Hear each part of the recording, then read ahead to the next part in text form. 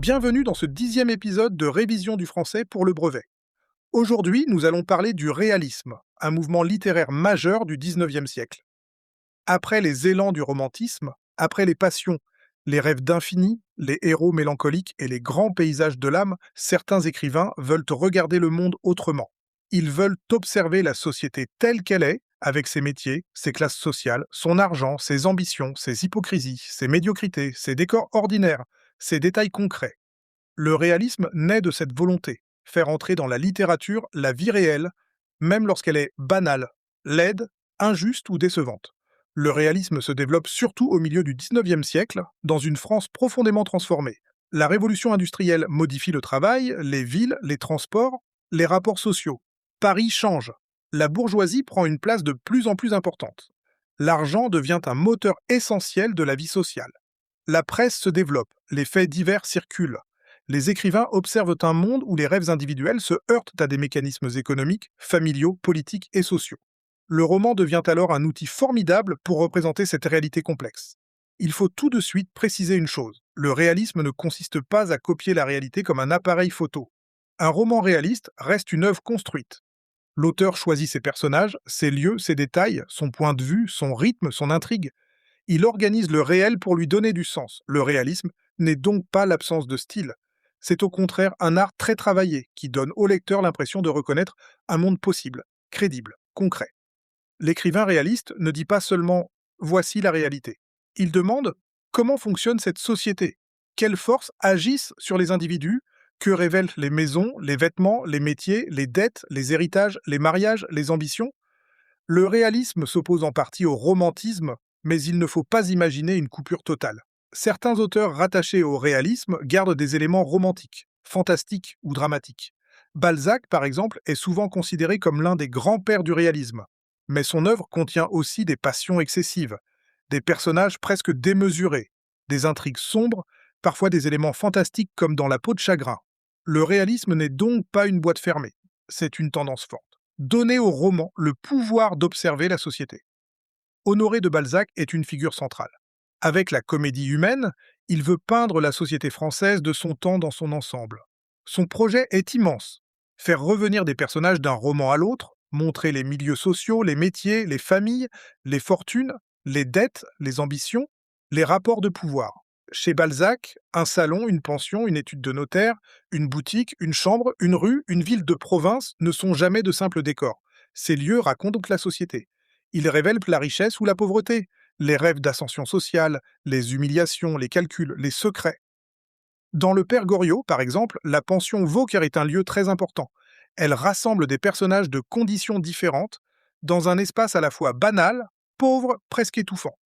Le jeune Rastignac y découvre Paris, l'ambition, les stratégies sociales, le pouvoir de l'argent.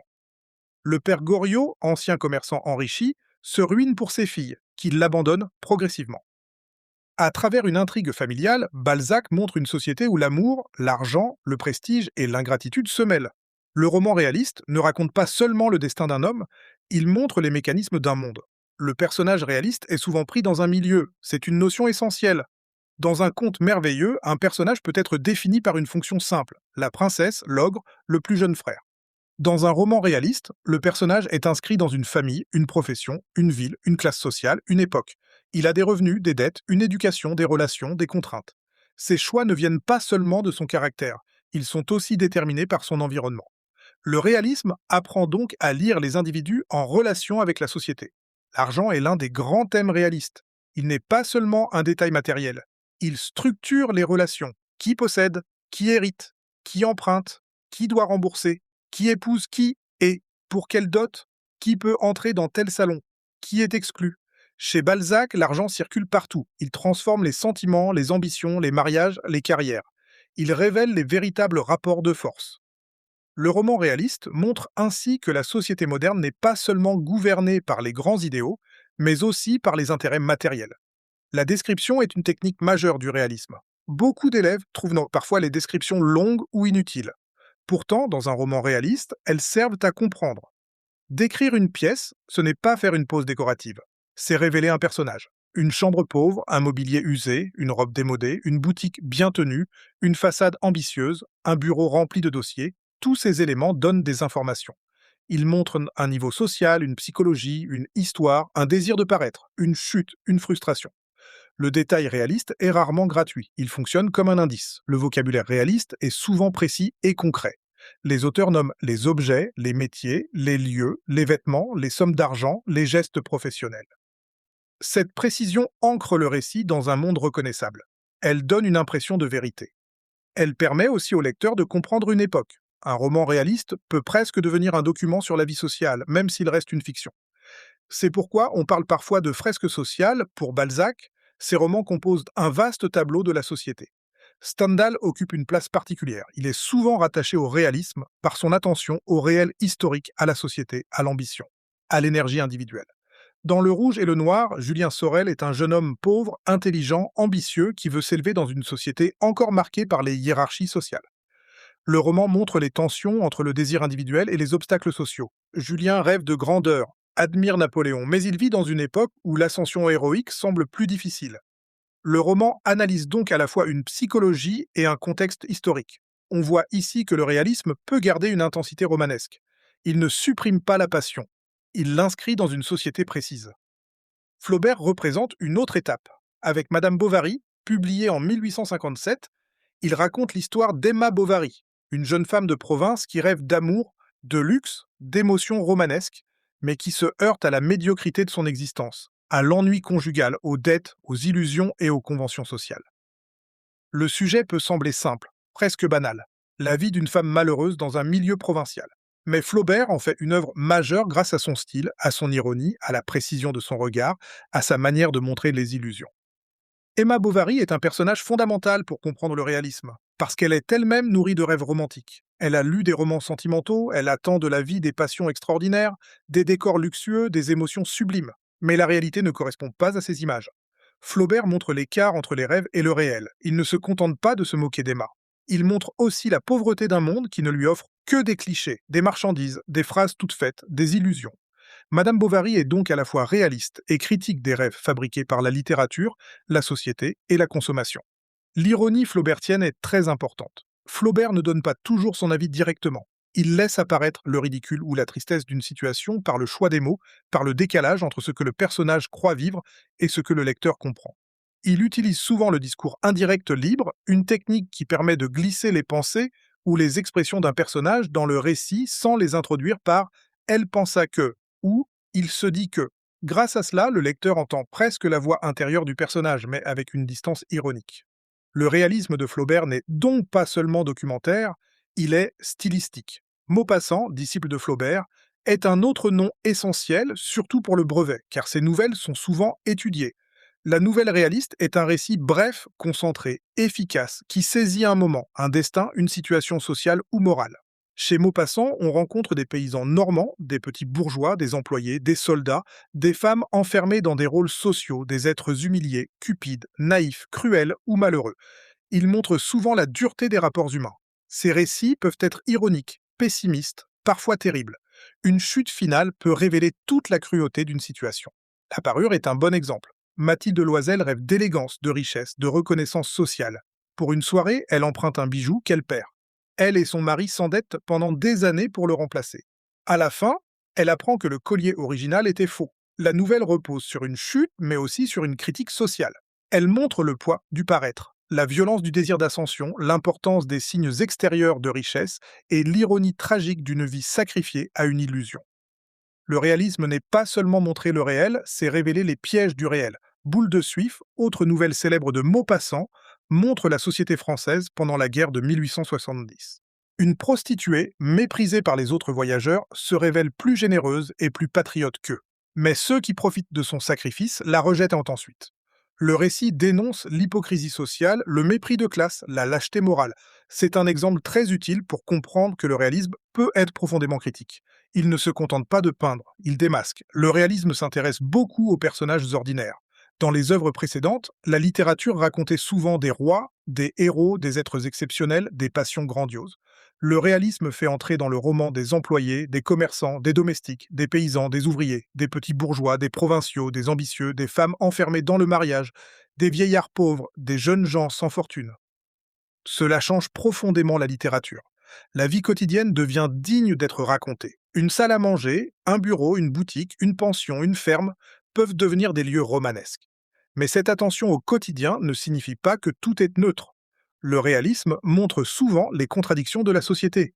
Il critique la bourgeoisie, l'obsession du paraître, le pouvoir de l'argent, la place limitée des femmes, la dureté des relations sociales, l'hypocrisie morale, la violence des ambitions.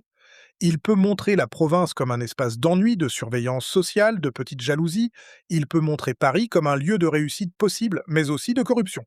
Il peut montrer la famille comme un refuge, mais aussi comme un lieu d'intérêt, de domination ou de sacrifice. Pour analyser un texte réaliste au brevet, il faut d'abord observer l'ancrage dans le réel. Où se passe la scène? Le lieu est-il précis? Quels détails concrets sont donnés? Quels objets sont décrits? Quel métier? Quelle classe sociale? Quelle somme d'argent? Quelles habitudes apparaissent? Ensuite, il faut se demander à quoi servent ces détails. Révèlent-ils la pauvreté, l'ambition, le ridicule, l'hypocrisie, l'oppression, la solitude, le désir de paraître? Une description réaliste doit être interprétée comme un ensemble d'indices. Il faut aussi regarder le point de vue. Le narrateur sait-il tout? Suit-il les pensées d'un personnage? Garde-t-il une distance ironique? Nous fait-il voir le monde à travers les illusions du personnage? Dans Madame Bovary, par exemple, le lecteur comprend souvent plus que le personnage. Dans une nouvelle de Maupassant, la chute peut obliger à relire toute l'histoire autrement.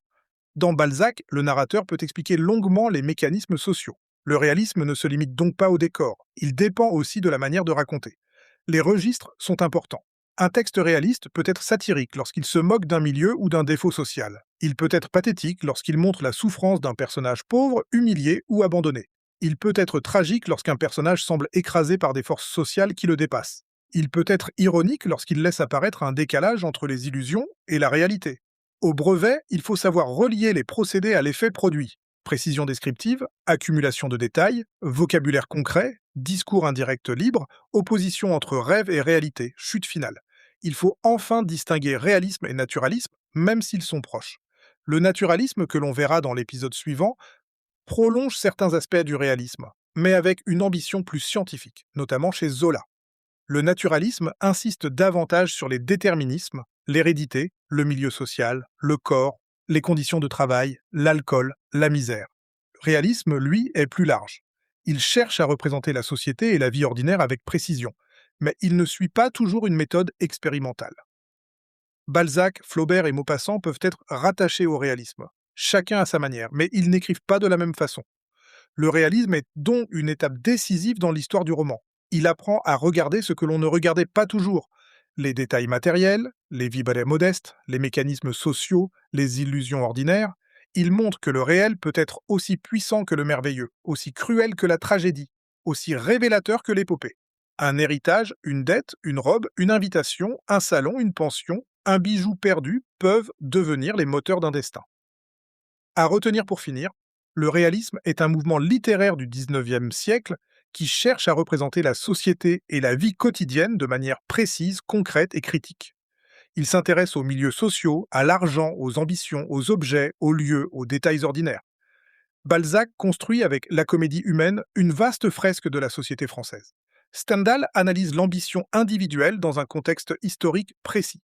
Flaubert montre avec Madame Bovary l'écart entre les rêves romantiques et la réalité provinciale grâce à un style extrêmement travaillé. Maupassant donne à la nouvelle réaliste une force brève, ironique et souvent cruelle.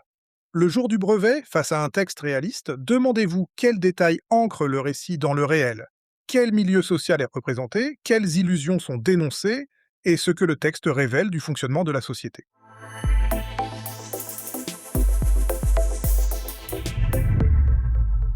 Merci d'avoir écouté cet épisode. N'hésite pas à t'abonner, à partager et surtout à foncer écouter les suivants.